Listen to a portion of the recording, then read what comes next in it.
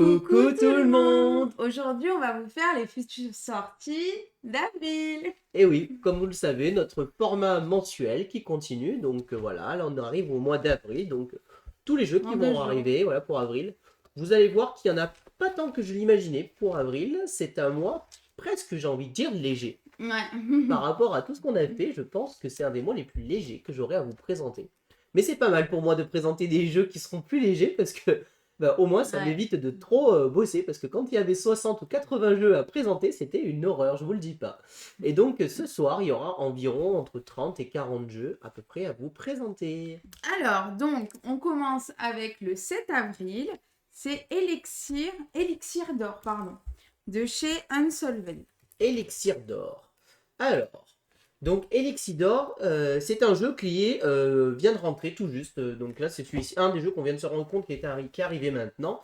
Ça va être un jeu un peu particulier en fait, parce que c'est en fait une sorte de chasse au trésor, tout simplement, dans lequel en fait ça va être la thématique du vin. Voilà. On va retracer un petit peu l'histoire du vin, etc. Dans une chasse au trésor façon adulte. Hein. On parle bien d'un jeu pour adultes et non pas d'un jeu pour enfants, hein, attention.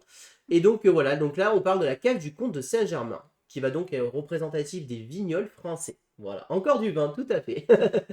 Et donc en fait, le principe du jeu, tout simplement, on va recevoir un parchemin et on va avoir 6 énigmes à résoudre. Et alors, il part d'un vainqueur de 100 000 euros.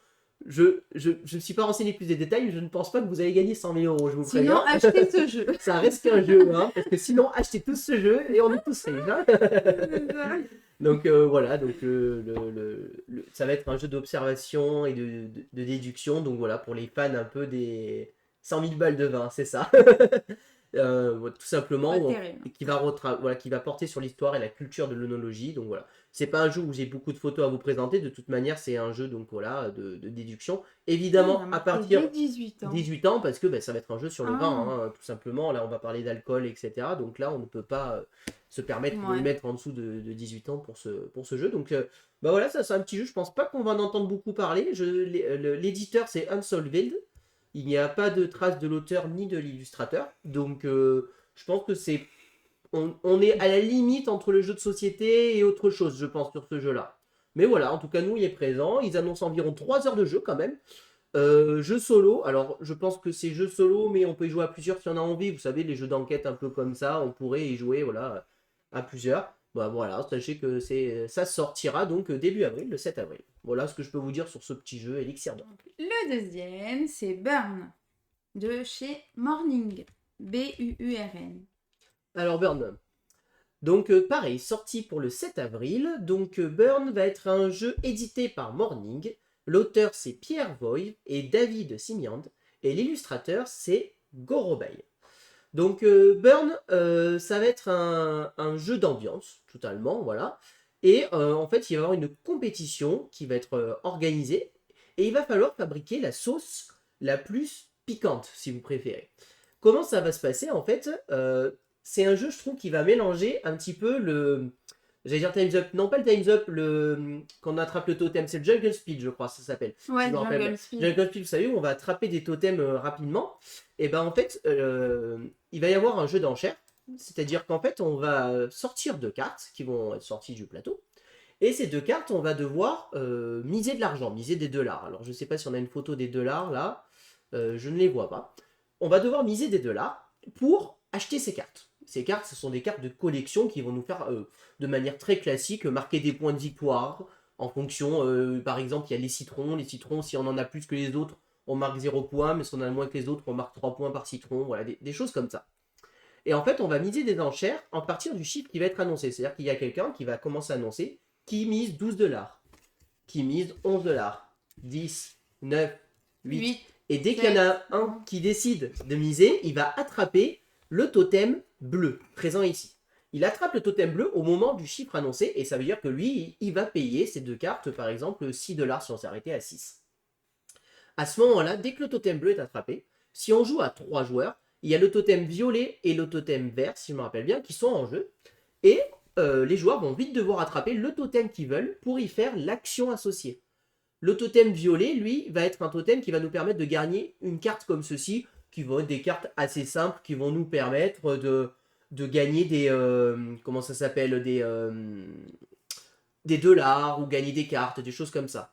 Le totem vert, lui, va nous permettre de miser. On va pouvoir miser au marché noir ou à la banque. Voilà. Ça va être des choses comme ça. Il y a 2 autres totems supplémentaires quand on joue évidemment à 4 ou 5 joueurs qui vont apporter des actions supplémentaires. On va jouer comme ça un nombre de tours indéfini. Et une fois qu'on a fini le nombre de manches, je ne sais plus en combien de manches se joue précisément le jeu, on va compter les points en fonction des collections de cartes qu'on a eues tout simplement. Et celui qui a le mieux fait son organisation de cartes va marquer les points de victoire.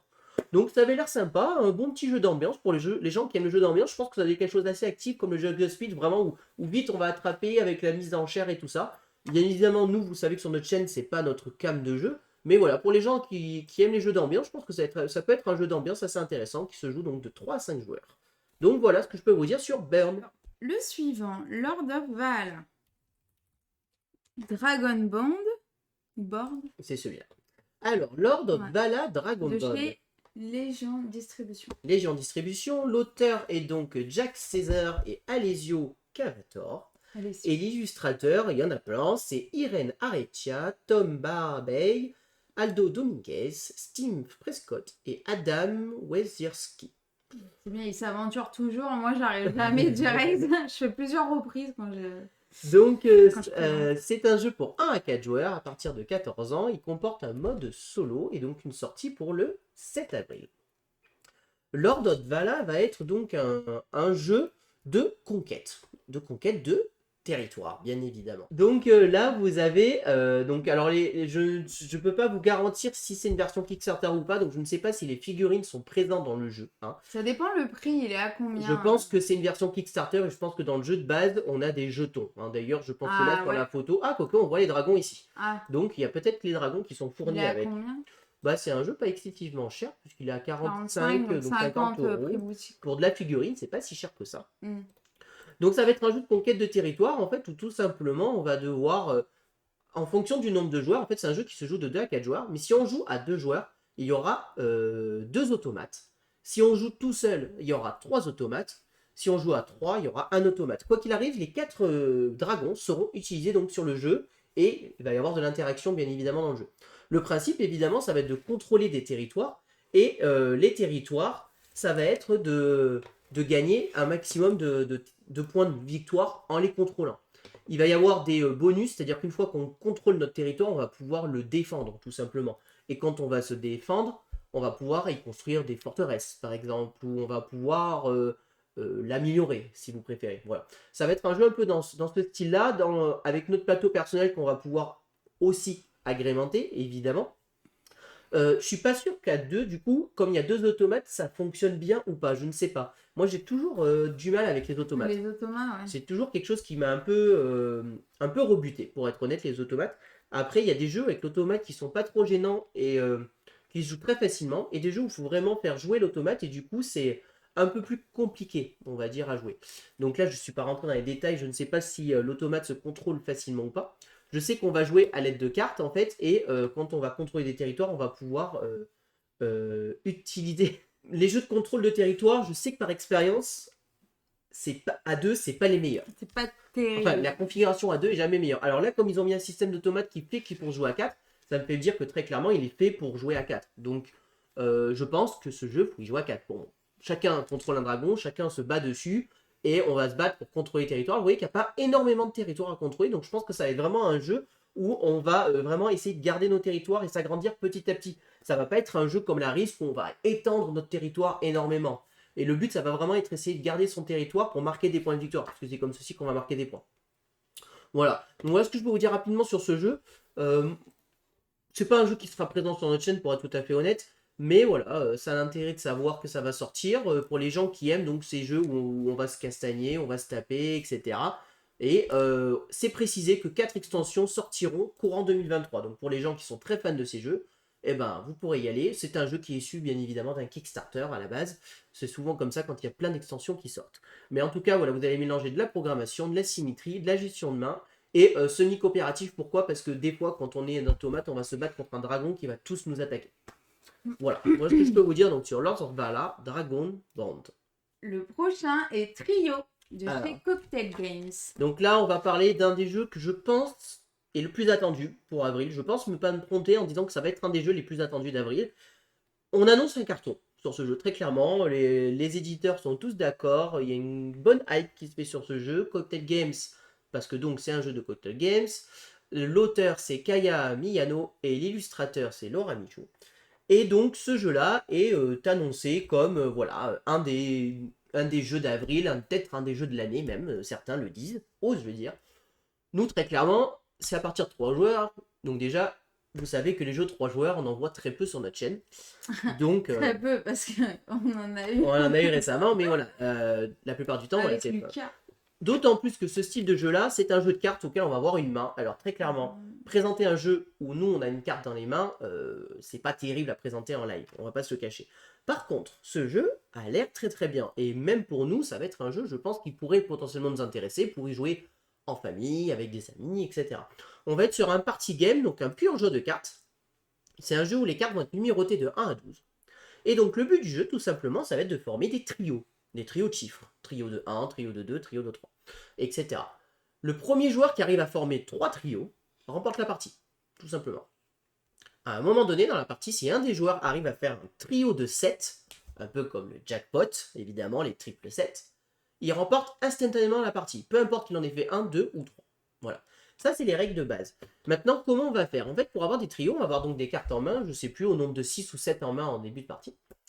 Et on va appeler, un peu comme dans un jeu de cette famille, on va demander à un joueur, et on va avoir 2 propositions à lui demander. Le joueur, il va devoir me montrer ou sa carte la plus haute, ou sa carte la plus basse. Et je choisis. Je vais demander, je vais dire, est-ce que tu peux me montrer ta carte la plus haute? Est-ce que tu peux me montrer ta carte la plus basse? Évidemment, à 3 joueurs, je peux demander la plus haute à un joueur et la plus basse à un autre joueur. Ou je peux te demander les deux. Le souci, c'est que le joueur, quand il va révéler ça, il va le révéler pour moi, mais va aussi le révéler pour les autres joueurs. Du coup, il va dire, bah, moi, ma plus haute, c'est un 6. Ah, donc ça veut dire qu'il a ni 7, ni 8, ni 9, ni 10, ni 11, ni 12. Donc déjà, on peut chercher. Et en fonction de ce que je cherche à former comme trio, et ben, si à un moment donné, les cartes révélées vont avec une carte dans ma main, je vais former un trio, tout simplement. Et à ce moment-là, je marque les points. Donc ça va être un jeu de déduction, puisqu'on va essayer de se rappeler, et de mémoire bien évidemment, puisqu'on va essayer de se rappeler ce qu'ont les joueurs, et en fonction de ce qu'on a vu, essayer d'aller chercher ce qu'il nous faut. Il va y avoir aussi des cartes au milieu, et si à la place de appeler un joueur, on peut décider de retourner une carte, tout simplement. Et là, pareil, d'où le jeu de memory, cette carte, il va falloir se rappeler qu'elle est là. Ah, je me rappelle qu'il y a un 2 là, un 3 là, etc. Et à partir de là, je vais pouvoir former mon trio. Et puis, bah évidemment, une fois que j'ai formé un trio, je continue, un deuxième trio, et paf, troisième trio, j'ai gagné la partie, tout simplement. Voilà, c'est aussi simple que ça, trio. Ça a l'air très malin, très clairement. Je pense que c'est très rigolo, très nerveux, très rapide. Ils disent de 3 à 6 joueurs, je pense que c'est typiquement le genre de jeu qu'il faut jouer à 4-5 joueurs pour bien s'amuser. Ouais. Je pense que même à 3 joueurs, on est peut-être un peu juste. Je trouve que les illustrations sont assez jolies, les cartes sont belles, etc. Après, ça reste juste un jeu de cartes, hein. Il n'y aura rien d'autre que des cartes dans le jeu. D'où d'ailleurs le tout petit prix du jeu, puisqu'on est un jeu à 12 euros. Donc voilà, c'est vraiment un jeu que vous allez pouvoir jouer à l'apéro, que vous allez pouvoir jouer entre amis, vous allez pouvoir jouer même dans le train. Voilà, c'est tout ça qui représente donc ce que peut représenter Trio. Donc je pense que c'est très très attendu. Vous risquez d'en entendre parler, je pense, pendant un bon moment de ce jeu. On verra si une fois sorti, donc ça sort la semaine prochaine, si bah, la hype va être maintenue sur ce jeu, si justement les gens vont être d'accord que ce jeu est formidable, ou si au contraire les critiques vont commencer à sortir sur ce jeu ou pas. Voilà, voilà tout ce que je peux vous dire sur Trio. Alors, le prochain, c'est Les Petits Explorateurs de chez XD Productions. Alors, ben, les petits explorateurs, c'est donc un jeu, là cette fois-ci, on vous a parlé tout à l'heure de la chasse au trésor pour les adultes, et ben là ça va être la chasse au trésor pour les enfants. Donc les petits explorateurs, et l'auteur c'est Julien Peyrache, et l'illustrateur Maxime Petit. C'est un jeu pour enfants, hein, à partir de 5 ans, donc vous voyez même les petits enfants, hein, de 1 à 8 joueurs, et en fait c'est vraiment un jeu. Je sais pas si vous, quand vous étiez petit, votre papa, votre maman ou vos grands-parents, ils organisaient la chasse au trésor. Voilà. Moi, je sais quand j'étais petit, souvent mes parents, pour mon anniversaire, ils aimaient bien faire une grande chasse au trésor. Ils cachaient un petit coffre, un petit truc avec des bonbons, des trucs dedans, ou voire même le cadeau d'anniversaire. Et ils créaient un jeu d'énigmes ou de petits jeux d'adresses, etc. pour retrouver le trésor. Eh ben, les petits explorateurs, c'est ça. C'est en gros un jeu tout fait en main pour résoudre des énigmes, comme ça. Il y a 3 aventures qui sont dedans, voilà. Et en fait, on va résoudre une chasse au trésor. La différence, c'est que là, cette fois-ci, on va jouer, alors ça plaît ou ça plaît pas, on va jouer avec un téléphone ou une tablette avec un système de réalité augmentée. C'est pour ça, 5 ans, tablette.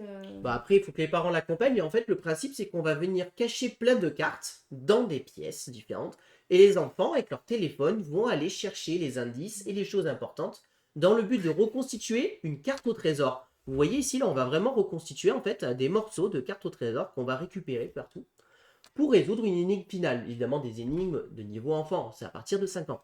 Hein. Et donc là, vous voyez, on retrouve les morceaux petit à petit qu'on va progresser. On va avoir notre tablette avec le système de réalité augmentée pour trouver le trésor. Donc moi, je trouve que c'est vraiment quelque chose de quand même original et pas mal. Certes, ça fait amener les écrans aux enfants un petit peu.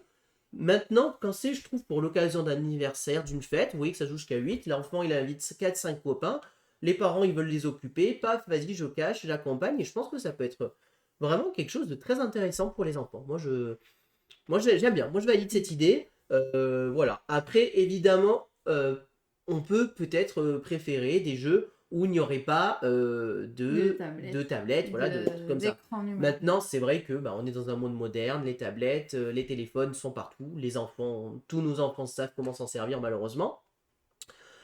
Et moi, je l'essaierai bien avec ma fille, pour être honnête, à un moment donné. Là, vous voyez donc le parent qui aide à scanner les indices, en fait, etc. Moi, c'est quelque chose que j'aimerais bien essayer avec ma fille, en famille, pour être honnête. Voilà, c'est un petit jeu qui me plaît bien, à un prix de 20 €, donc voilà, un prix totalement abordable. Et il y a 3 scénarios, vous voyez, on a 3 enquêtes à résoudre, à la manière d'un unlock, voilà. Je pense qu'il y a vraiment moyen de bien s'amuser, environ 30 minutes par aventure. Voilà. Voilà ce que je peux vous dire donc sur les petits explorateurs. Le prochain, c'est un micro-game. C'est Excursion dans la vallée de la mort. Alors, De celui-ci, chez Matago, du coup. donc Excursion dans la vallée de la mort. Donc Excursion dans la vallée de la mort qui sort donc le 7 avril. L'auteur c'est Kevin Ellenbourg et l'illustrateur Fashri Molana. Alors celui-ci, on va pouvoir bien vous en parler parce que nous On l'a testé tout à l'heure. on l'a joué aujourd'hui. Oui, tout à l'heure. On l'a joué tout à l'heure. Et ça va être un jeu donc qui se joue à 1 ou 2 joueurs. Alors je n'ai pas lu le mode solo donc je pourrais pas vous l'expliquer le mode solo. Par contre c'est un jeu qui se joue donc bien à 2 joueurs. Et le principe en fait ça va être un jeu qui va mélanger du stop ou encore et un petit peu d'organisation on va dire. Le principe c'est quoi? C'est qu'en fait on va avoir en début de partie notre paquet de cartes qui est présent ici et une carte qui va être révélée. Cette zone-là, on va l'appeler, c'est la zone du désert. Voilà. Ensuite, chaque joueur va avoir une ligne en haut et une ligne en bas. En haut, en bas. La ligne d'en haut s'appelle la ligne du voyage. Et la ligne d'en bas s'appelle la ligne d'album.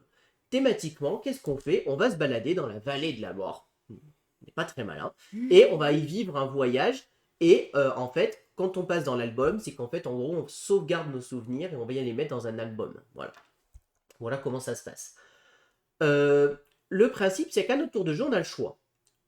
Au début de la partie, où on prend la carte face visible et on la met dans notre phase voyage, ou on pioche la première carte du paquet et on la met dans notre phase voyage. À partir d'un moment, vous voyez la configuration actuelle, on aurait des cartes voyage. À partir du moment où on en a au moins une, on peut, comme action supplémentaire, au tour suivant, envoyer notre carte voyage dans notre album. Quand on l'envoie dans notre album, elle est sauvegardée, ça veut dire quoi? Ça veut dire que je suis tranquille, je risque plus de la perdre. Voilà ce que ça veut dire. Chaque carte va avoir des effets pour marquer des points.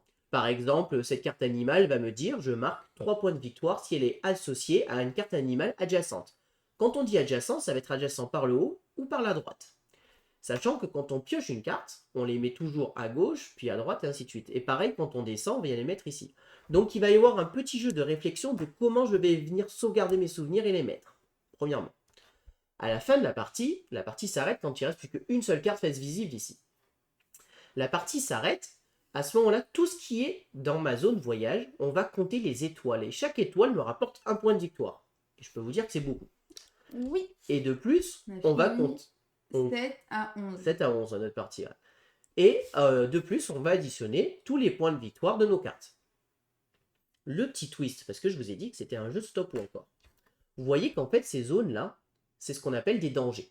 On sait qu'il y a 5 cartes montagne, qui sont en fait des cartes terrain, on appelle ça. 3 cartes animaux, 6 cartes soleil qu'on appelle en fait des cartes insolation, et il y a aussi des cartes inondation. Si à un moment donné, quand je pioche, j'ai 3 symboles identiques dans mon album ou dans mon voyage cumulé. Là, par exemple, j'ai déjà 2 animaux. Si je pioche un 3e animal, je me retrouve avec 3 cartes. Je m'effondre.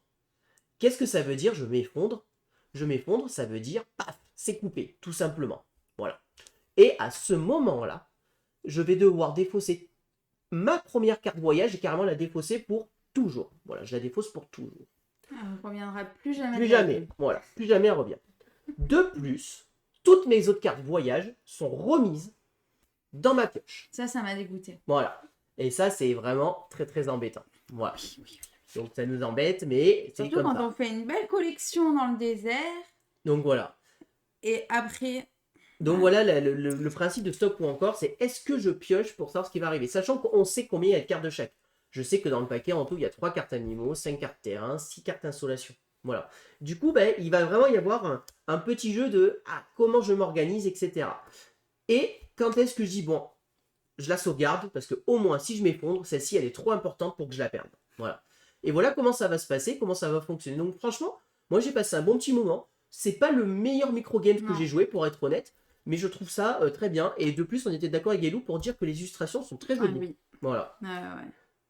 Donc voilà ce que je peux joli. vous dire sur Excursion de Vallée de la Mort, qui sort donc le 7 avril. Alors, on est parti pour le jeu suivant. Oui.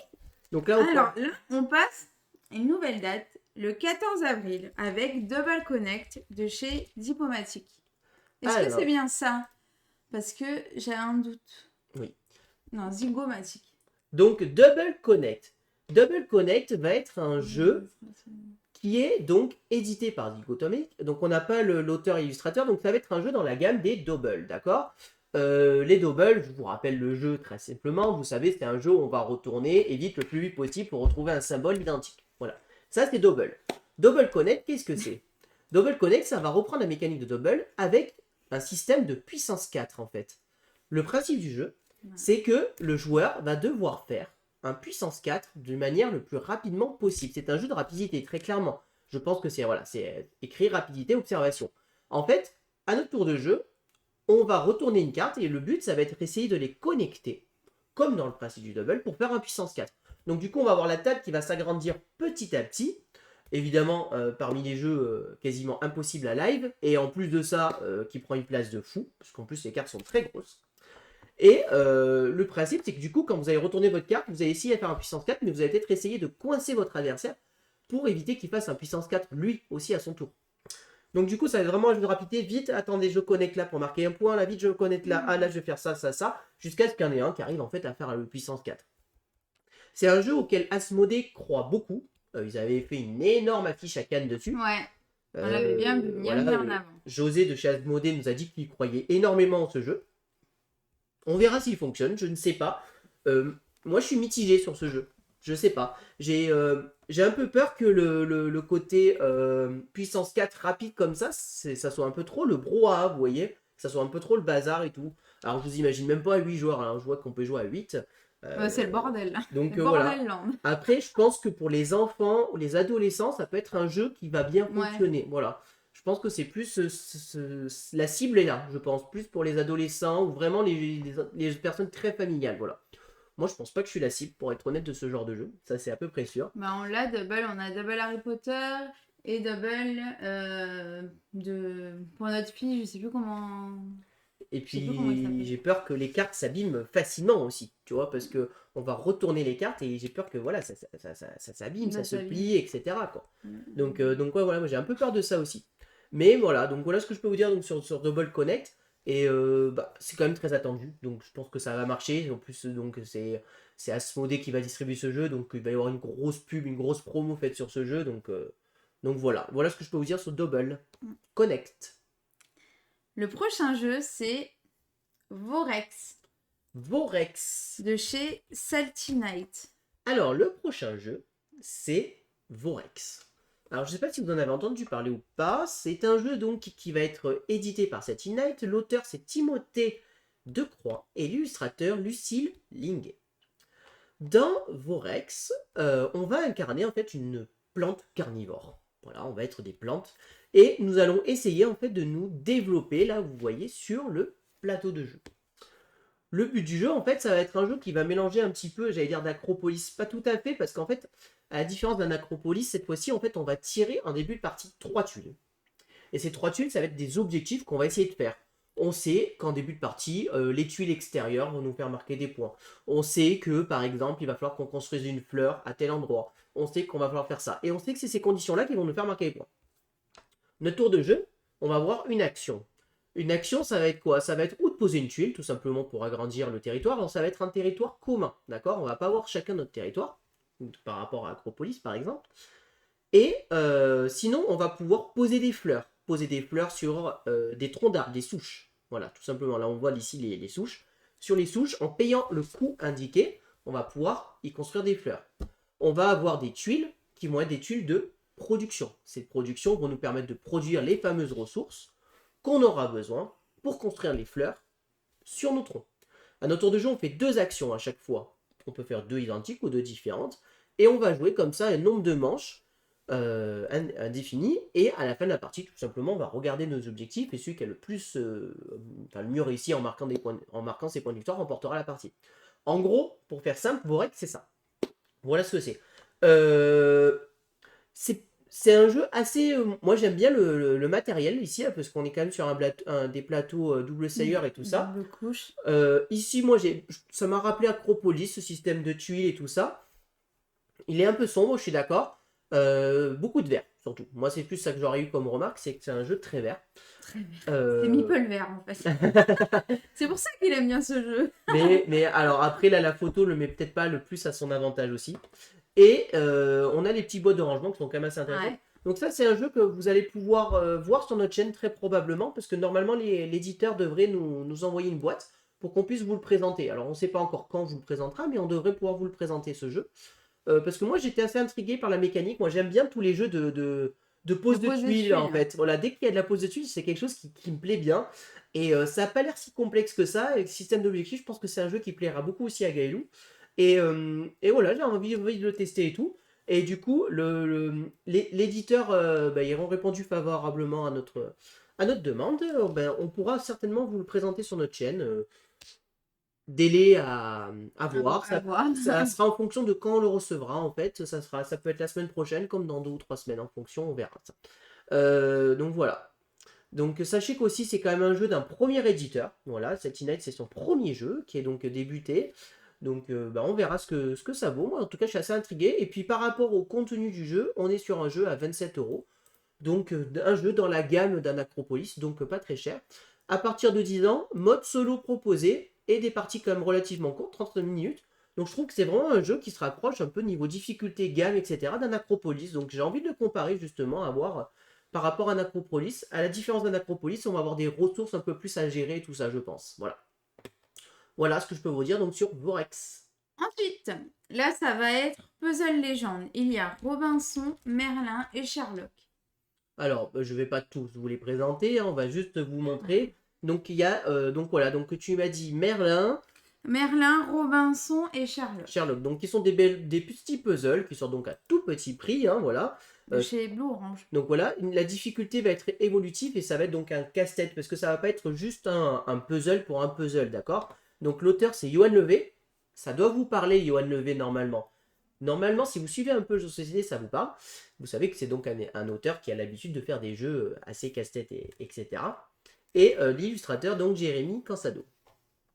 Donc voilà ce que je peux vous dire. Donc en fait, ça va être des puzzles où on va essayer en fait de se faire travailler un peu notre cerveau, si vous préférez, voilà. Et qu'on va essayer de résoudre un casse-tête en même temps qu'on fait un puzzle, tout simplement, voilà. Et on va devoir collecter des éléments et les assembler correctement pour progresser dans notre quête. Alors là, on parle de la quête magie pour la partie magicien. Pardon, désolé, je bafouille. Si je prends le puzzle Robinson. légende Robinson, Voilà. Si je prends Robinson, cette fois-ci, on va essayer de devoir survivre. Donc à chaque fois, il y a une thématique, toujours dans le principe de faire un puzzle, évidemment.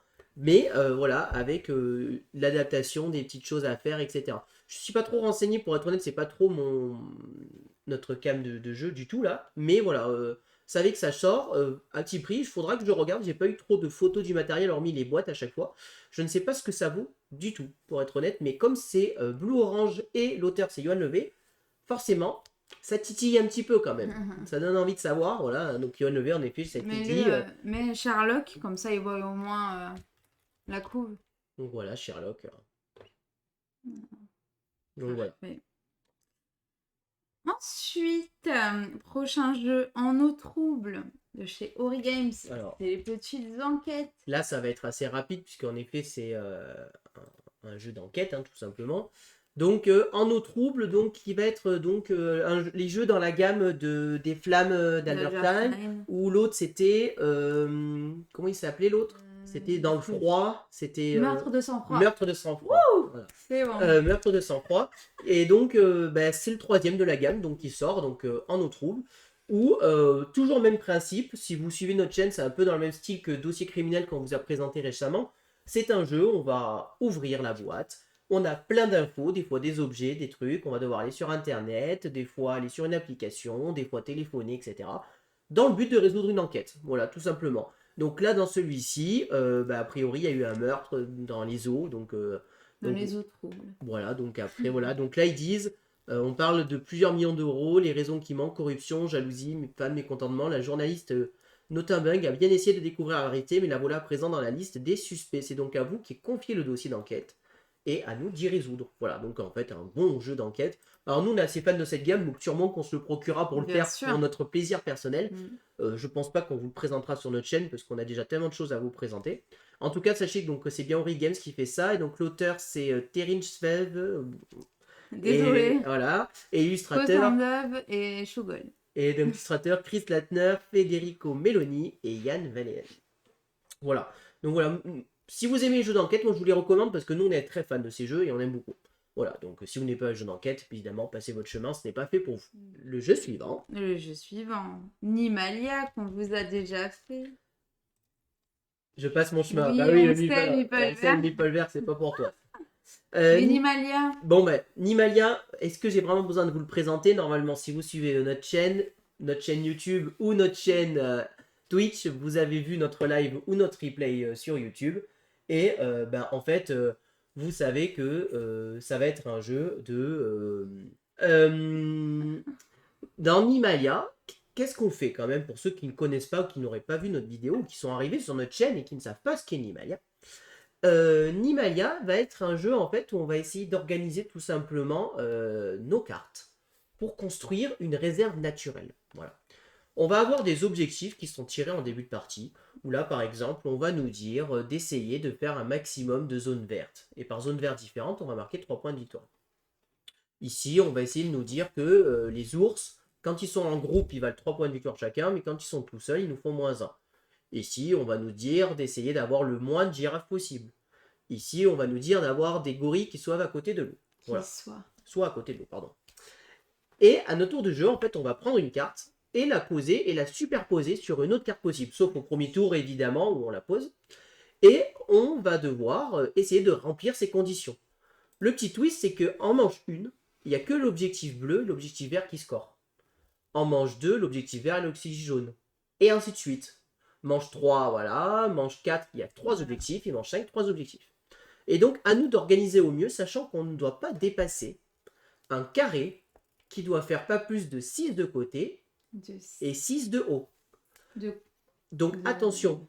Si jamais on dépasse, on ne peut pas. On n'a pas le droit. Donc, il y a des fois, on se retrouve coincé parce qu'on ne sait pas ce qui est le mieux. À nous aussi d'un petit peu d'essayer de programmer et d'anticiper. Ah, cet objectif, je le prépare pour la manche suivante. Je sais que là, je ne vais pas scorer, mais je sais qu'à la manche suivante, je vais essayer de marquer plein de points. C'est vraiment un petit jeu très malin, très très efficace. Enfin, nous, on est fans, vous le savez. L'édition est canon. Le jeu est d'une facilité incroyable. Et puis voilà. Il y a plusieurs niveaux. Si vous voulez plus de détails, je vous renvoie à notre vidéo YouTube. Allez la voir, elle est sortie tout récemment et elle sera beaucoup plus efficace que ça. Voilà ce que je peux vous dire. Donc sur Nimalia, qui sort donc le 14 avril. Et nous, évidemment, c'est un jeu qu'on vous recommande et qu'on adore. Ouais, carrément. C'était mon coup de cœur. Jeu plutôt familial. Oui. Le prochain, c'est Astra, de chez Super Meeple. Alors, Astra, c'est un peu particulier parce que, alors, Astra, c'est un jeu, donc, tu l'as dit, donc de Super Meeple. L'auteur, c'est Patrick Pocalab, Fridge Shorbeld, Esther, oh les noms, désolé, Christina Sass, et l'illustrateur, c'est Scylla Fekete. Désolé si j'écorche les noms. Ah, mais tu les écorches, t'inquiète. Donc, Astra, ça va être un jeu donc, de mécanique de roll and write, tout à fait, collection et stop ou encore. Je disais, ce jeu, il a mis beaucoup de temps à sortir. Ça fait très longtemps qu'on en entend parler. Depuis novembre, je crois. Au moins. Donc, a priori, ça y est, il arrive le 14 avril. C'est quelque chose de... Moi, qui m'a moyennement attiré, pour être honnête, comme jeu. Je suis pas hyper fan, moi, des graphismes, pour être honnête. Moi, je les trouve jolis. Hein. Ils sont jolis, je les trouve belles. Il y a un truc qui me bloque. Moi, je sais pas. Voilà, je suis comme le petit carré. C'est peut-être le thème. Moi, j'aime trop l'univers de l'astrologie. Eh ben, c'est l'astrologie, tout à fait. Donc, rapidement, qu'est-ce que fait ce jeu? Ce jeu, en fait, tout simplement, à votre tour de jeu, vous allez devoir essayer de cocher des astres. Et vous allez me faire des petits points en partant d'une étoile de départ, qui est en général encerclée. Alors là, je ne sais pas si on en voit une. Je crois que elle est là, par exemple, là, sur le serpent. Sauf qu'à partir du moment où vous avez dessiné, donc vous allez devoir forcément partir en ligne droite. Vous ne pouvez pas prendre de virage. Et votre tour de jeu, en fait, c'est quoi? C'est vous dessinez des points.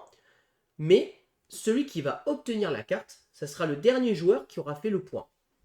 Le dernier joueur qui fait le point obtient la carte. Par contre, à ce moment-là, celui qui obtient la carte, il va pouvoir s'en servir lui pour sa collection et marquer des points. Tous les autres joueurs vont faire un effet au choix de la carte du bas. Une action, etc. Donc des fois, il y a un dilemme de est-ce que je veux vraiment cette carte ou pas? Et en fonction de si je la veux ou pas, il va falloir réfléchir de comment mettre les points. D'où la mécanique de stop ou encore. Quand je vais venir faire des points sur les étoiles plus brillantes, je vais marquer un peu plus de points. Point. Ici, on va avoir une mécanique qui va tourner pour savoir en fait quel type va pouvoir scorer à ce moment-là. En fait, ça va tourner tout simplement. Et ça va tourner en fonction. Voilà. Moi, les roll and white, il y en a tellement que j'avoue que là, pour le coup... Alors là, c'est pas vraiment du roll and white, puisqu'en fait, il n'y a pas de dés. Hein. On dit mécanique de roll and white, mais il n'y a pas de dés. Et le petit truc rigolo, c'est que chaque joueur a bien cette fois-ci un feutre d'une couleur différente, puisqu'il va falloir reconnaître sur nos cartes quels points de quelle couleur ont été faits. D'accord? Donc forcément, il faut des stylos de couleurs différentes. Donc voilà. Pour être honnête, je pense pas que vous le verrez sur notre chaîne, celui-là. Parce que moi, les draw et roll and white, comme vous savez, on est un peu... Oui, mais bon... à la casquette. C'est pour dire autre chose. Demain... Oui, demain, il y en a un. Demain, il est bien. Et en fait, il y en a déjà tellement qui m'intéressent. My City, Roll and White, pour ne citer que lui aussi. Donc, du coup, celui-ci, moi, j'ai décidé de faire l'impasse, tout simplement. Bon, après, t'étais pas trop attiré dès le départ, hein, tu me disais de base. Et là, il y a un tableau, justement, où on va venir cocher les cartes, en fait, qu'on a remplies. Et en fonction de... Plus on en a rempli, plus on va marquer points, tout simplement. Voilà, donc ça réinvente pas la roue non plus, ce jeu. Moi, c'est pas trop ma came, celui-ci, pour être honnête. Après, je pense que ça peut plaire à beaucoup de gens. Voilà. Donc voilà ce que je peux vous dire sur Astra. Et quand même 1 heure de jeu, hein, donc c'est pas un jeu court. Je tiens à le préciser. Ensuite, on a Subterra 2, le pack de figurines qui revient encore et toujours, peut-être, qui sortira vraiment le 14 avril. Là, c'est pas vraiment un jeu, en soi, c'est une extension, en fait. Hein, ils disent pas extension. Oui, mais en fait, c'est un pack de figurines, quoi. C'est donc, ce pack contient 15 figurines de plastique haut qualité des 10 explorateurs et des 5 gardiens du jeu. Donc, en gros, c'est un pack pour remplacer vos pions en figurines. Voilà. J'ai pas grand chose à vous dire d'autre, c'est ça le principe. Ça coûte 22 €. Et voilà, toujours fait par NES Publishing. Voilà. Donc, si vous avez Subterra 2 et que vous avez envie de l'upgrade et de mettre des jolies figurines à la place, vous pouvez le faire pour la modique somme de 22 €. 50. Et avec le pass Ludovore, 20,25 €. Une version de luxe de Subterra 2, tout simplement. Ensuite, du coup, on passe à une autre date, au 21 avril, avec Saigon 75. Alors celui-ci, ça fait au moins 3 fois, si ce n'est 4 que je le présente, je pense. Saigon 75, donc je On a passe dit que ça faisait un jeu ancien. Ouais, et je vais passer très vite parce que ça fait 3 fois que je pitch, donc Si vous voulez, si vous voulez aller voir nos pitchs d'avant. C'est ça. Mais Allez sur le chapitre. en gros, on va être un jeu en fait qui va mélanger donc de l'affrontement du contrôle territoire. C'est un jeu qu'à deux ou tout seul si vous aimez les jeux solo, où l'un va incarner en fait le Vietnam du Sud et l'autre le Vietnam du Nord. Et on va devoir se battre pour tout simplement contrôler les territoires. C'est un jeu qui a mis beaucoup de temps à sortir. Donc là, cette fois-ci, il est annoncé pour le 21 avril, en espérant que la date ne bouge pas. Et après, c'est un jeu qui va mélanger un peu du wargame, en fait, tout simplement, avec l'armée. Donc les petits pions, là, vont nous symboliser l'armée. L'un, il va devoir plutôt défendre ses territoires, pendant que l'autre, il va devoir plutôt attaquer, tout simplement. Voilà. Je vous passe tous les détails que, évidemment, voilà, on va avoir des parachutistes, des marines, des rangers, des avions, on va pouvoir faire des stratégies particulières, etc. pour attaquer. Ce n'est clairement pas notre style de jeu. Gaëlou n'aime pas forcément ce style de jeu-là aussi en plus. Et voilà, donc Publishing.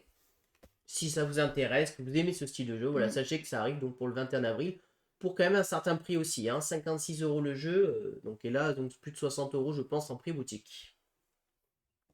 Alors, ensuite, on a Memoria Bluff de chez Femumuse. Ça, c'est trop rigolo comme nom d'éditeur. Memoria Bluff, un petit jeu d'ambiance party game. Donc, l'auteur, c'est Benjamin Lavie et l'illustrateur Noémie Lecor. Et tout est dans le nom, ça va être un jeu de bluff, en fait. Le principe, c'est quoi? C'est qu'en fait, ça va mélanger de l'imagination et du bluff. Pourquoi? C'est pas pour moi. Ah non, c'est clairement pas pour toi, parce qu'en fait, c'est un jeu auquel on va avoir 6 cartes présentes. Et on va devoir raconter un souvenir en utilisant 1, 2, 3, 4, 5 ou les 6 cartes présentes. Par exemple, là, j'ai une carte qui représente une moustache.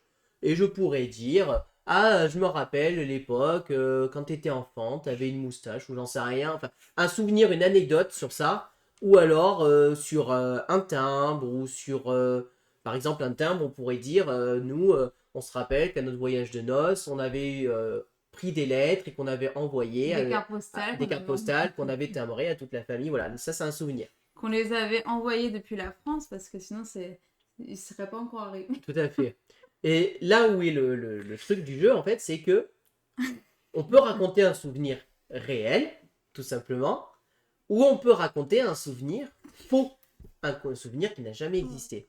Mais on va essayer de faire en sorte qu'il soit pour les autres réel, parce que on va essayer de bluffer. Et en fait, à chaque tour de jeu, les adversaires vont devoir dire si ce que j'ai raconté, en utilisant un nombre de cartes, c'est vrai, c'est-à-dire que pour eux, c'est un vrai souvenir, ou si c'est faux. Si pour eux, non, ils bluffent, ils racontent n'importe quoi, il s'est jamais passé ça dans sa vie. En fonction du nombre de cartes que j'ai utilisées, je vais marquer un nombre de points, c'est-à-dire par exemple 3. Tous les autres joueurs qui, par exemple, si j'ai bluffé, et que tous les joueurs qui ont dit que j'ai bluffé vont marquer 3 points comme moi. Ils vont marquer 3 points. Tous les joueurs qui ont dit que c'était un truc vrai alors que j'ai bluffé vont marquer 0. Et moi, je vais marquer 3 points par joueur qui s'est trompé. Donc plus j'ai trompé de joueurs, plus je vais faire marquer de points. Voilà. Donc voilà un peu le but du jeu et comment ça se passe. Donc c'est vraiment un jeu d'ambiance pour rigoler, s'amuser et passer un bon moment. Et il faut aimer le côté imaginaire. Donc très clairement, ça sera pas sur notre chaîne évidemment, mais voilà, c'est un jeu party game. Pour les gens qui aiment bien ce côté-là, imaginaire, un peu des jeux comme Dixit, où il faut imaginer, progresser, etc. Voilà. A contrario, j'aime bien Dixit. Voilà. Prochain jeu, c'est un jeu solo. Final Girl, kit démarrage de chez Don't Panic Games. Là, normalement, Santorine ouvre un œil. Et là, elle ouvre le deuxième. Donc, pour les fans de jeux solo, donc il y a toute la gamme de Final Girl qui va donc arriver. Donc là, c'est le kit de démarrage qui arrive. Donc, je ne suis pas énormément renseigné sur ce jeu parce que moi, les jeux solo, c'est clairement pas ma cam. Mais ça va être un jeu qui va donc mélanger du pick and delivery et de la gestion de main. C'est l'auteur est Evan Derrick et l'illustrateur c'est Tyler Johnston. Voilà. Et je sais qu'il y a plein d'autres extensions ou gammes supplémentaires qui vont sortir avec ce jeu. Ça donne envie en tout cas. C'est un jeu dans le thème horreur, totalement. C'est ça que ça me donne envie. Donc voilà, il dit vous avez toujours rêvé de jouer dans votre propre film d'horreur. C'était votre chance dans Final Girl, vous incarnez l'héroïne de l'histoire. Voilà. Donc en fait, je vais l'acheter pour moi en fait. Donc en fait, c'est un jeu où en effet on va donner vie, qui va mélanger plusieurs mécaniques. Alors souvent les jeux solo sont un mélange de jeux de casse-tête. On va pouvoir, je crois, on va avoir un peu des pouvoirs, des choses comme ça. On va devoir se battre contre des entités, tout ça. Je vais pas rentrer trop dans les détails pour être honnête. Moi, les jeux solo, c'est pas ma cam. Donc là, vous voyez un petit peu le matériel. Donc là, vous voyez toutes les gammes de jeux qui potentiellement vont arriver. Je ne dis pas qu'elles vont toutes arriver, vous voyez tout ce qui existe, hein.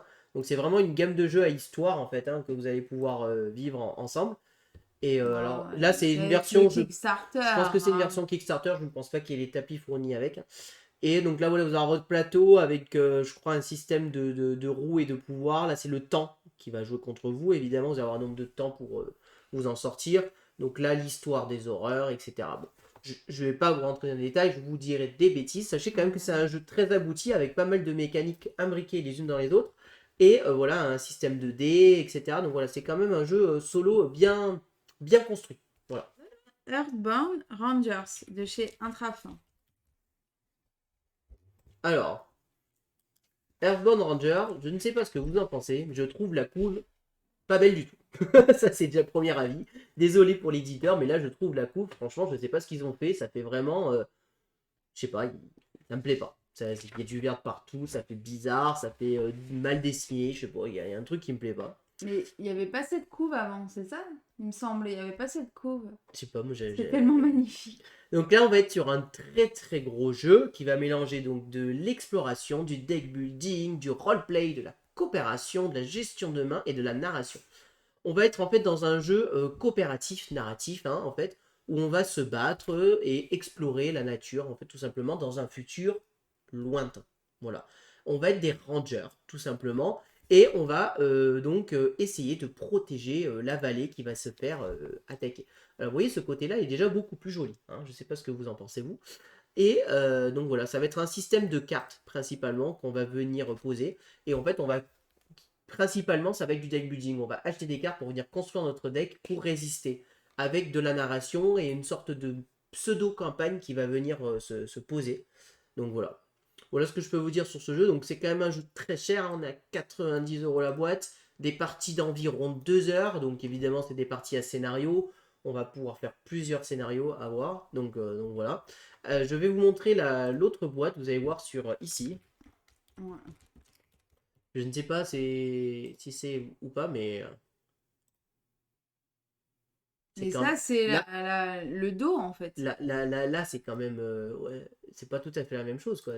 C'est pourquoi c'est pas ça. C'est beaucoup plus joli que ça, quand même. Je suis désolée, moi, j'arrive même pas à faire l'autre arbre. Hein. Dire, ça va, il est beau quand même, là. Ah non, j'aime pas, moi. Donc voilà, et là, vous allez avoir des jetons, vous allez pouvoir donc à vous défendre contre les attaques, etc. Donc après, voilà. Les destins font pareil, quand même un peu enfantin, moi je trouve, je sais pas. Voilà, c'est pas, je suis pas, donc vous voyez, je suis pas trop hypé par ce jeu.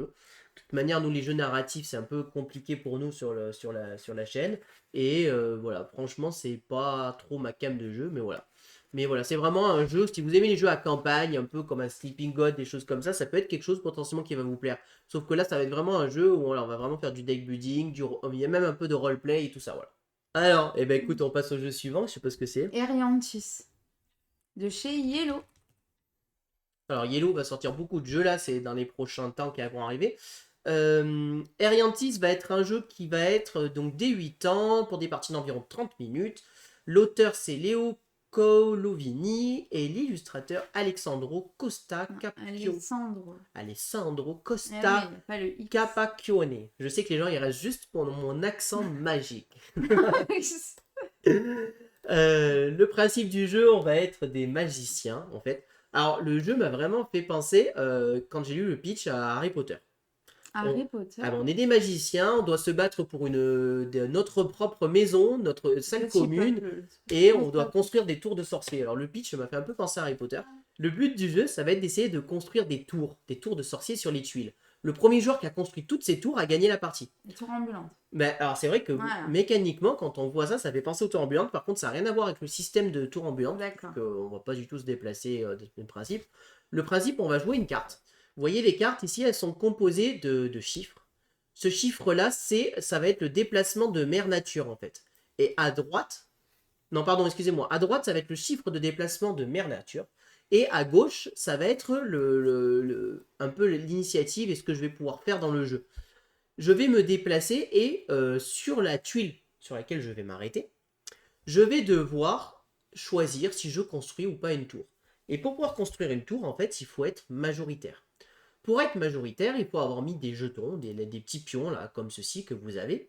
Ces petits pions-là, qui sont associés à votre couleur, sur le plateau. Donc là, vous voyez ici, j'ai mes pions. Et si je suis majoritaire, je peux construire ma tour. Le petit truc intéressant qu'il y a, c'est que si j'ai plusieurs tuiles avec des tours, les îles vont fusionner.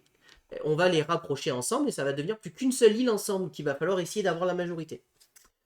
Si j'arrive à construire toutes mes tours, je gagne la partie. Mais évidemment, quand j'ai une tour, un autre joueur, au tour suivant, va pouvoir essayer de venir me la prendre en prenant ma majorité. L'avantage quand j'ai une tour, c'est quand même, c'est chez moi, vous voyez, donc je suis un peu plus influent, j'ai un peu plus de défense, je vais avoir un peu plus de puissance pour essayer qu'on ne me prenne pas ma tour, tout simplement. Et en fait, le système de jeu, c'est assez intelligent, j'ai envie de dire. Ici, ce sont ce qu'on appelle des étudiants, si vous préférez, qu'on peut envoyer dans les salles communes. Et ça, c'est les professeurs. Et plus on a d'influence avec un professeur, plus on va pouvoir construire nos tours, en fait. Voilà. Et ça va être ce système-là. Vous voyez, par exemple, j'ai 2 influences sur ces 2 professeurs-là. Voilà. Voilà un peu comment ça va fonctionner. Après, il y a un système de pioche. En fait, à notre tour de jeu, on va piocher un nombre de jetons qu'on va venir poser, mais je me rappelle plus trop comment fonctionne ce système-là. Est-ce que ça va être des jetons en bois ou là, je crois que en carton? Non, je crois que c'est le matériel du jeu, ça. Ouais, Hein. c'est le matériel du jeu. Alors, je crois bien, regarde. Hein. Ouais, on est sur le double Sayer et tout ça, je crois bien. Je voudrais pas dire de bêtises, mais je pense bien que c'est le matériel du jeu. D'accord. J'ai l'impression. Quoique non, regarde les tours. Alors les tours ne seront pas comme ça. Les tours seront en mode des cartons qui s'emboîtent les uns dans les autres. Et c'est possible que du coup les jetons soient aussi en carton. Ça, je sais pas. Faut se méfier avec BGG quand même. Hein. Ouais. Bah, en fait, c'est sûrement issu d'un Kickstarter. C'est pour ça qu'on les a les photos en avance aussi. Franchement, ça n'a pas l'air mauvais ce jeu. Moi, ça m'a bien attiré. Alors, je pense pas qu'on le présentera, mais en tout cas, voilà. On va gérer nos ressources et faire nos majorités et un petit peu de gestion d'ouvriers. Donc, c'est un peu ce que je vous expliquais. On va devoir gérer un peu nos professeurs et tout ça. Donc, voilà un petit peu ce que je pouvais vous dire sur Eriantis. Prochain jeu, Cheese Master. Ah, c'est marrant, c'est chez Yellow. Ouais, les 2 jeux Yellow d'affilée. Je sais pas si t'as fait exprès. Non. Non, j'ai pas fait exprès, non. Encore un party game. Décidément, ce mois-ci, c'est les party games. Donc un party game qui sort donc chez Yellow, l'auteur c'est Johan Benevuto et Alexandre Droit, un auteur qu'on apprécie beaucoup ici, Alexandre Droit, puisque c'est un auteur qu'on connaît bien et qu'on aime bien, quoi, parce qu'on l'a rencontré plusieurs fois et on aime beaucoup de ses jeux, pour être honnête. Et donc l'illustrateur c'est Biboun. Dans Cheese Master, donc je vais vous montrer ça d'un peu plus près. Alors le principe du jeu c'est très simple. C'est un jeu qui va vous rendre un peu foufou, hein, pour être honnête. Pourquoi? Parce qu'en fait on va lancer les 5 dés. Les dés vont avoir des fromages, d'accord? Là, par exemple, j'ai 4 fromages qui sont apparus. Le souci, c'est qu'en fonction de ces dés-là, il va se passer des choses. S'il y a une souris, la souris mange un fromage. Mais oui. Donc, du coup, il n'y a plus que 3 fromages. Oui, mais... Et le chat, il mange la souris. Voilà, mais oui, mais il y a un chat. Le chat a fait donc fuir la souris. Donc, il n'y a plus de souris. Ah. Donc, du coup, il y a toujours 4 fromages. Ok. Et il y a le chien. Mais le problème, c'est qu'il y a un chien. Le chien a fait donc fuir le chat. Donc, comme le chien a fait fuir le chat... Casse-tête, ce truc. Attends, c'est pas fini. Comme le chien a fait fuir le chat, la souris, du coup, elle est là, puisque le chat, il a eu peur. Donc, mais le chien, est-ce qu'il se fait bouffer en fait, le jeu va fonctionner en gros par ordre. On va regarder celui qui fait le plus peur. Donc, il y a le chien qui fait peur au chat. Donc, il n'y a plus de chat. Donc, le chat ne peut pas faire peur à la souris. Donc, la souris va manger un fromage. Il va rester que 3 fromages. Ok? Et c'est un jeu de rapidité parce qu'en fait, devant nous, on va chacun avoir ces cartes-là. Et dès qu'un joueur, en ayant fait ce calcul avec les dés, va dire « Ok, je pense qu'il reste que 3 fromages », il va vite prendre le jeton du milieu et le mettre sur son chiffre 3. S'il a raison, il va faire perdre des points de vie à ses adversaires. Et les adversaires vont perdre. Si j'ai tort, je vais perdre 2 points de vie. Donc attention à ne pas prendre de risques, hein, parce que si je prends un risque, je perds 2 points de vie, ça fait mal. Voilà. Voilà comment va tout simplement fonctionner le jeu, c'est un jeu de rapidité. Il y a un dé qui n'est pas présent qui s'appelle le... Et s'il est là, voilà, c'est ce dé-là, vous voyez ici l'icône, c'est le tavernier. Lui, le tavernier, il embarque tout le monde. Ah, si il y a le tavernier, il embarque tout le monde, sauf, je sais pas si on le voit là, Ici, ça c'est le roi des souris. Lui, le roi des souris, quoi qu'il arrive, il a peur de rien et il mange un fromage. Donc voilà. Voilà comment fonctionne le jeu. Donc ça va être un jeu vraiment en fait complètement casse-tête, hein, très clairement. On va réfléchir et en même temps il y a notre adversaire et on va dire bon je crois que c'est ça. Puis on vérifie. Et là, on dit, non, c'est pas mais ça. c'est pas ça, je me suis trompé. Voilà. Donc ça mélange le jeu de rapidité, jeu d'ambiance. Franchement, moi c'est typiquement le genre de jeu que j'aimerais jouer pour rigoler et tout ça. Je pense que je passerai un bon moment. Vraiment, voilà ce que c'est Cheesemaster. Donc là, vous voyez, le matériel est assez joli. Alors je ne sais pas si c'est le matériel de la boîte, parce que je vois que le matériel de la boîte est à 13 €. Donc c'est peut-être des jetons en carton à l'intérieur plutôt que ça. Je ne sais pas là-dessus. Je voudrais pas vous dire de bêtises. Donc voilà. Voilà ce que je peux vous dire. Donc Cheesemaster, vraiment, si vous aimez ce jeu d'ambiance, ces jeux de rigolade, jeux de déconnade, voilà, vous pouvez jouer jusqu'à 8. C'est des parties hyper rapides. 14 avril. 10 minutes. Et ah oui, il a été avancé au 14 avril. Voilà. Le prochain, c'est Earth. Ah, Earth. Le fameux, le tant attendu. Earth. Donc, Earth, on le répète, l'éditeur c'est Lucky the Games et l'auteur c'est Maxime Tardif. Bon. Écoute, je sais pas, il va nous expliquer du coup. On va pas se le cacher, je pense que du mois d'avril, avec Trio, c'est le jeu attendu d'avril. Je pense que c'est le jeu que tout le monde attend, que tout le monde va s'arracher, qui risque d'être en rupture de stock très rapidement. Moi, je le vois très franchement, certainement nommé aux As d'Or catégorie expert dans l'année qui arrivera. Non, c'est familial. Non, c'est pas un jeu familial, tout à fait. On va être sur un jeu plutôt expert. Quoique, il est pour moi un peu moins expert qu'un Ark Nova ou un Terraforming Mars. On est un petit cran en dessous, pour être honnête. Et un peu plus rapide aussi. Earth, qu'est-ce que c'est? Eh bien, Earth, ça va être un jeu dans la nature. On va refaire notre écosystème. Quel est le principe? Alors, on va aller un peu plus loin. On va vous le présenter ici. On va y passer un peu de temps sur Earth. Le principe, on va devoir former un tableau de 5 par 5. D'accord? À notre tour de jeu, on va pouvoir poser des cartes, tout simplement. Et ces cartes vont avoir des effets dans la partie. L'avantage du jeu, c'est qu'on pose nos cartes où on veut. Il n'y a pas de règle. D'accord? Et on déclenchera après nos colonnes. Quand on va faire une action, alors je vais essayer de trouver le plateau de jeu. Si je le trouve, ça serait bien. Voilà. Je vais décider à mon tour de jeu si je fais l'action de la couleur. Beige, bleu, rouge, etc. Et quand je vais faire cette action, le joueur qui est, on va dire, son tour, c'est-à-dire le joueur qui est actif, va faire l'action du haut. Mais tous les autres joueurs feront l'action du bas. Et chaque action va avoir des effets. Les cubes, ça va nous faire gagner des ressources. On va pouvoir mettre des cartes dans notre compost. Les cubes, on va venir les poser ici. Là, on va piocher des cartes. On ne le voit pas à gauche, il va y avoir évidemment l'action qui va nous faire jouer des cartes. Les cartes, leur coût est indiqué ici. Hop là. Là, par exemple, je vais devoir payer 6... Non, les feuilles, c'est pas un coût. Le coût, c'est ça, là. C'est les modes de terre, si tu préfères. Et je vais devoir payer son coût pour poser ma carte. Une fois que ma carte est posée, à chaque fois que je ferai l'action, par exemple celle-ci, vous voyez qu'à chaque fois que je ferai l'action jaune, je vais pouvoir redéclencher cette carte et faire l'action jaune supplémentaire. Voilà. Et ainsi de suite. Là, par exemple, si je fais l'action jaune, je vais déclencher cette carte avec cette action jaune, cette carte avec cette action jaune. Du coup, il va y avoir une réflexion très importante quand ça va être mon tour, c'est quand je vais faire une action, attends, qu'est-ce que je déclenche un peu chez mes adversaires? Est-ce que ce que je vais faire, ça va pas être plus avantageux pour mes adversaires que pour moi-même? On va ici pouvoir y construire, là ce qu'on met ici, en fait il y a des cartes qui ont des emplacements. Alors il n'y a pas des emplacements vides, mais en fait ici on va pouvoir vous mettre des arbres, en fait. Au début on met la souche et ensuite on va pouvoir mettre un peu le dessus. Ça c'est une action qui va nous permettre de faire ça. Et on va marquer des points de partout. On va marquer un nombre de points, nombre de cartes qu'on a mis dans notre compost. On va marquer des points de victoire pour chaque cube qui sera présent ici. On va marquer des points de victoire sur tous les arbres qu'on aura complétés. On va aussi marquer des points sur les cartes. Certaines cartes vont nous faire marquer des points de victoire.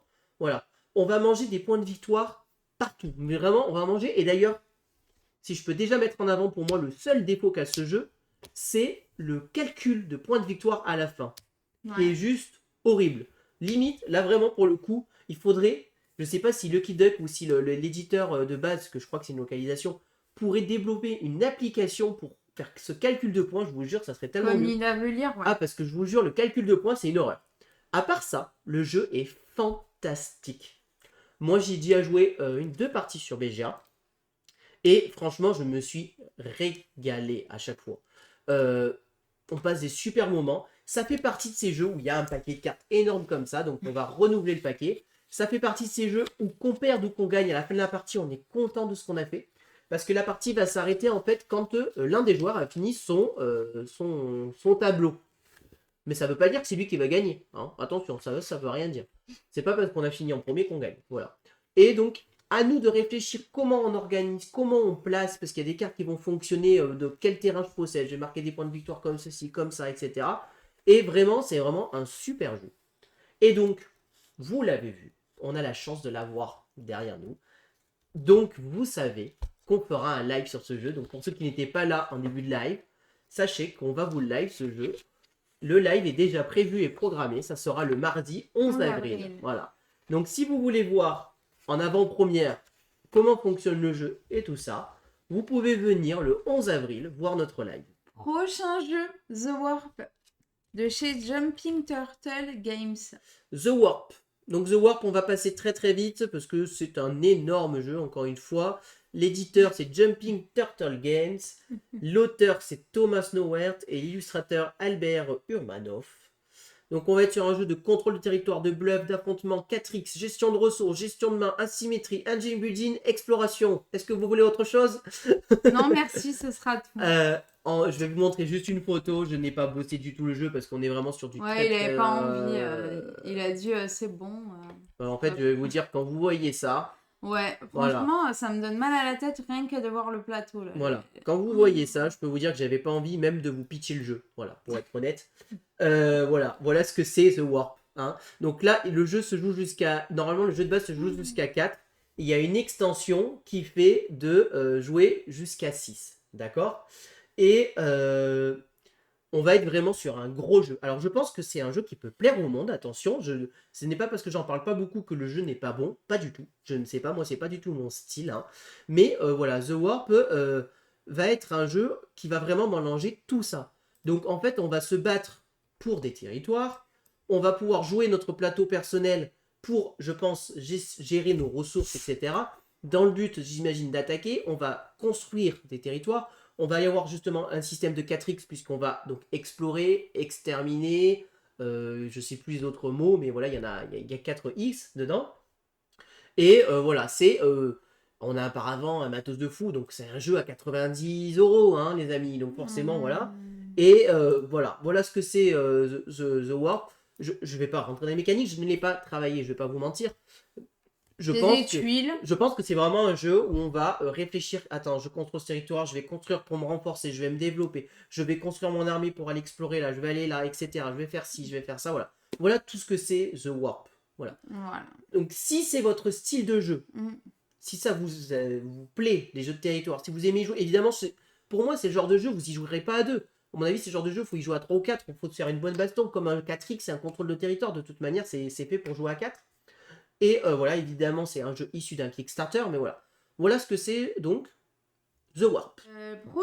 Prochaine date, le 28 avril. Branle-bas de Womba de chez Exploding Kittens. Alors, on change complètement comparé à Earth et The Warp. Vous voyez là, on baisse la catégorie, c'est la montagne et la plaine. Et là, on ferme les yeux. Et encore un party game, encore une fois. Donc, Branle-bas de Womba, donc l'auteur c'est Matthew Inman et Lan Lee. Corey O'Brien et l'illustrateur c'est Matthew Inman, c'est le même que l'auteur d'ailleurs. Et donc l'éditeur Exploding Kittens. Dans Branle-bas de Womba, je vous l'avais déjà pitché sur Cannes. C'est un jeu de 3 à 6 joueurs, ça va être un jeu complètement troll, j'appelle ça, complètement foutoir. Le principe du jeu c'est très simple, chaque joueur va avoir les yeux fermés. Et c'est celui-là, attends. Oui, c'est celui-là. Et on va devoir construire des tours. Le problème, c'est qu'il y aura un ou plusieurs traîtres qui, lui, sera là pour détruire les tours qu'on est en train de construire. Et le twist du jeu, c'est qu'on aura tous les yeux fermés.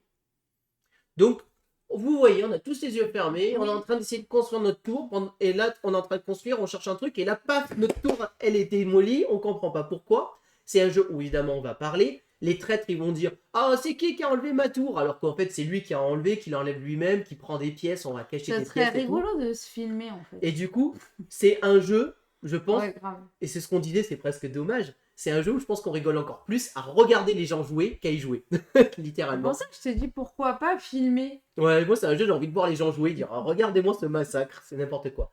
Et le but du jeu, quand même, tout simplement, c'est qu'à la fin, il faut retrouver le traître. On s'en fiche, en fait, au final, de faire ses tours ou pas. Après, ça peut être une preuve en disant regardez, j'ai fait ma tour, j'ai réussi, etc. Mais le but du jeu, c'est de trouver le traître. Qui c'est le couillon qui nous a empêché de faire nos tours, etc. Voilà ce que c'est Brand-Bad Wombat. Donc c'est vraiment un jeu complètement foufou, complètement rigolo. Si vous aimez jouer avec les amis, voilà, passer un bon moment avec une bière à la main, pour le coup, vous pouvez passer un bon moment. Bon, la bière un peu loin, parce que sinon vous allez renverser la bière, hein, ça va mal se passer. Une tortelle à côté, s'il vous plaît. Voilà ce que c'est donc Brand-Bad Wombat. Ensuite, Carte Aventura Versailles. Alors ben là, on est à la limite de l'extension, hein, c'est-à-dire que c'est en fait une nouvelle gamme. On a Carte Aventura Versailles qui arrive, donc bah, nous on est assez fans de la gamme des cartes Aventura, donc nous on se procurera, on y jouera, ça c'est sûr. Donc voilà, bah, c'est un nouveau qui va donc se jouer dans l'univers de Versailles. On va incarner Julie. Ça va me plaire ça. Et oui, cette fois-ci on va incarner Julie d'Aubigny du temps de la splendeur de Louis XIV en 1687. Et notre mariage est déjà rangé et notre avenir est tout tracé. Mais évidemment, je pense qu'on ne va pas être d'accord et qu'on va avoir envie. Voilà. Carte Aventura, quelques péripéties. Carte Aventura qui garde toujours ses classiques d'un jeu magnifique. Voilà, la couve est vraiment sublime là pour le coup. Et de ce côté, on va retourner des cartes et vivre notre aventure. Il n'y a pas vraiment de gagnant, de perdant. À la fin, vous avez une histoire et vous avez vécu quelque chose de vraiment bien. Voilà, Carte Aventura, c'est vraiment une sorte de livre dont vous êtes le héros, mais en fait, au-dessus, ce sont un livre, c'est des cartes. Et vous allez vivre une aventure. C'est rejouable, mais bon. Pour moi, c'est pas rejouable. Pour être honnête, bah, voilà. nous, ce qu'on fait avec Gaëlou quand on joue, on fait notre première aventure. Si ça se termine un peu tôt, on retourne un petit peu et on dit ah, qu'est-ce qui serait passé si on était allé là finalement. Et on fait deux ou trois fins. Et après, le jeu, pour être honnête, on le revend parce qu'il n'y a pas d'intérêt à y rejouer. On connaît toute l'histoire. Mais voilà. Notre préféré pour l'instant, on le dit à 3. Mais je me rappelle plus du nom. Sérieux, c'est Charlie Hollywood, voilà, avec Charlie Chaplin, c'est celui-là mon préféré. Ah ouais, c'est notre préféré. Donc voilà, mais voilà, Carte Aventura garde ses principes de jolies cartes, vivre une aventure, ça peut se jouer en famille. Alors n'y jouez pas à plus de 2 ou 3 pour être honnête. Quoi qu'on y a joué à 4, ça avait bien fonctionné. On avec 4, tes parents. Parce qu'au final, c'est une histoire, vous lisez une aventure et vous pouvez vraiment. C'est pas comme un Unlock où il y a une question de rapidité, etc. Il n'y a pas de rapidité là dans ce jeu. C'est pas Versailles. Voilà. Moi, c'est vraiment un jeu que moi j'aime bien, que je recommande si vous aimez voilà, un peu les jeux comme ça, un peu d'histoire, etc. Alors, ensuite, on a Revive, le fameux. Alors, Revive, je vous le dis de suite. Ah oui, très très bien. Donc, un jeu annoncé pour le 28 avril, mais l'éditeur, c'est le fameux jeu qui m'a dit que l'éditeur, il y aurait sûrement du retard. Voilà, il vérifie ça, il me tiendra au courant. C'est sûrement un jeu qui peut-être sortira qu'en mai, je pense. Revive, c'est quand même un jeu très attendu. Donc là, on parlait d'expert, on est dans de l'expert, là il n'y a pas de débat. On est sur quand même diamant, nominé au diamant d'or, et donc il a été diamant d'argent. Il a fini diamant d'argent ou diamant de bronze, je sais plus, diamant de bronze peut-être. Enfin, il a fini dans le top des diamants d'or quand même, sur le podium. Donc vraiment un très bon jeu dans la gamme expert. Et donc dans Revive, qu'est-ce que nous allons faire? En fait, Revive, ça va être un petit jeu de... Enfin, un petit jeu. Un gros jeu de civilisation, hein, donc 3,4 sur BGG, donc là, ça pose le niveau quand même du jeu, voilà, hein, déjà un petit peu. Là, c'est pas le plateau central, hein, non, ça c'est notre plateau personnel, ça. Ça c'est notre plateau personnel, on va devoir y venir y mettre nos ressources ici pour y gérer. On va y venir y mettre des cartes ici dans les encoches pour débloquer des bonus et des choses, et je vous en passe, et des meilleurs. Ici, là, vous avez le plateau principal sur lequel vous allez venir essayer de contrôler un peu des territoires et sur lequel vous allez construire des... comment dire des bâtiments, je ne sais plus le nom m'échappe, désolé. Des bâtiments qui vont vous permettre de produire des choses, tout simplement. Plus on va avoir un bâtiment construit, plus on va pouvoir construire facilement autour, mais on va pouvoir construire où on veut. Mais plus on veut construire loin, plus ça va nous coûter cher, extrêmement cher. Vous voyez, le but du jeu, ça va être essayer de faire ça, là, de mettre des jetons un peu partout, comme ça, là, pour pouvoir être un peu plus efficace. Notre tour de jeu, c'est très simple, en fait. On a ou une action de base qu'on choisit, ou alors on se repose, et se reposer revient en gros à hiberner, si vous préférez, dans le jeu. Et hiberner, ça revient un petit peu à réutiliser un petit peu tout ce plateau. Voilà. Donc, vous savez que les jeux experts, même dans ce format-là, j'ai pas l'habitude de rentrer dans les détails, parce que voilà, ça reste un jeu expert, c'est très dur à pitcher en 2 minutes. Mais voilà, c'est un jeu qui va donc mélanger pas mal de mécaniques très intéressantes, où on va faire de l'engine building, de la combinaison du développement, des contrats, de l'exploration, et bien évidemment de la gestion de ressources. Et c'est un jeu qui se passe dans une gestion de civilisation et futuriste. Voilà, pour le thème, on est dans le futur. Je ne sais pas si le thème se ressent aussi une fois dans le jeu, on est plus dans le calcul.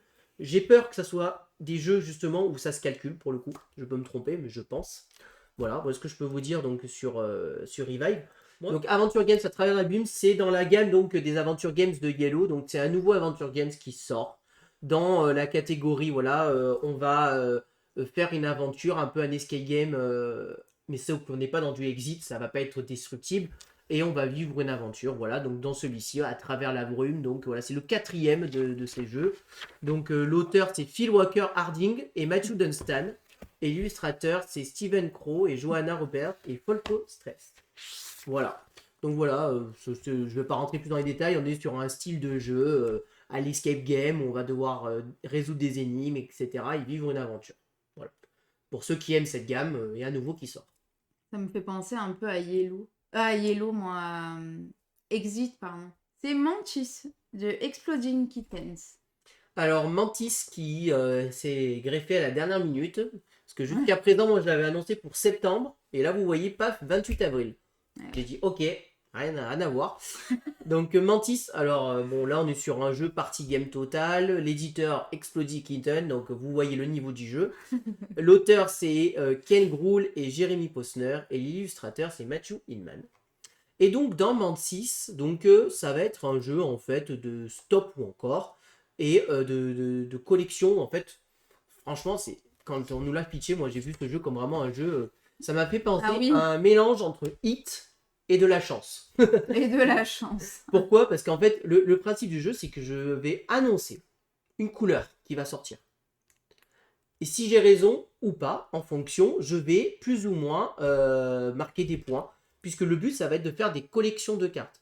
Mais Ah oui. le truc intéressant, c'est que je vais pouvoir piquer des collections de cartes à mes adversaires. C'est pour ça que ça m'a fait penser à Hit, parce que dans Hit, vous savez, quand on révèle des cartes, on peut aller piquer les collections de mes adversaires. Et bien là, c'est pareil. On va pouvoir, si j'ai raison, piquer des collections de cartes à mes adversaires. Le truc, c'est que la carte, je sais que ça peut être bleu, rouge ou violet. Mais je ne sais pas laquelle c'est. Et donc, on va faire des paris, tout simplement, en fonction du nombre qui sont sortis. Voilà. C'est un peu ça, le Mantis, c'est vraiment un jeu rigolo pour s'amuser, etc. Voilà. Moi, c'est pas trop ma cam de jeu. Après, en partie game, je pense que j'y jouerai pour rigoler. On enchaîne, c'est fini en fait, non? C'était le dernier Maintenant, jeu. c'est les extensions. Donc, c'était le dernier Donc, jeu, il reste. Les extensions du 7 avril. Small World, River World. J'ai pas prononcé le D. De chez Days of Wonder. Donc Small World River de C'est bien World décalé. Extension, donc une extension pour Small World qui va permettre de découvrir de nouveaux plateaux de Small World et de nouvelles régions spéciales. Donc c'est un jeu dont l'auteur est Philippe Keywords et l'illustrateur Miguel Cumbra et Cyril Dojan. Et ça sort donc le 7 avril. Le 14 avril, l'extension Fort Chat et Chien de chez Matago. Elle aussi, j'ai l'impression que ça fait 10 fois Ah que oui, j'en on parle. n'arrête pas d'en parler. Donc le 14 avril, fait par Matago, Grant Rotig et Nick Bragman, Kyle Ferrin. Donc une extension qui apporte les chats et les chiens, donc les animaux de compagnie dans le beau petit jeu qui est fort. On passe au 21 avril avec l'extension Earthborn, deuxième set de cartes Ranger de chez Intrafit. Donc là, le jeu qui est pas joli a une extension qui sort. Oh la vache, 35 € l'extension, je sais pas ce qu'elle apporte. Ah oui, mais elle apporte 280 cartes, ok. Ah oui, bah donc oui. une alors. extension qui apporte donc 280 nouvelles cartes donc, pour le jeu Earthborn. Et dernière extension, The Warp. Voilà, 5-6 joueurs. Donc je vous l'avais déjà dit, mais donc je vous le redis. Donc l'extension pour jouer à The Warp, parce que The Warp étant assez petit, Il vous est avez très, vu, très petit. jusqu'à 4 joueurs, c'était assez petit. Donc on s'est dit, on va rajouter un peu de joueurs. Donc voilà, jusqu'à 5-6 joueurs, vous pouvez jouer à The Warp. Et la couverture est toujours aussi jolie. Donc voilà, j'espère que cette vidéo vous a plu. Si vous avez aimé, n'hésitez pas à vous abonner à la chaîne, à aimer la vidéo, commenter la vidéo. Et puis on vous dit à très bientôt pour de prochaines vidéos. Merci beaucoup, à bientôt, au revoir. Au revoir et n'hésitez pas à nous rejoindre sur nos réseaux sociaux.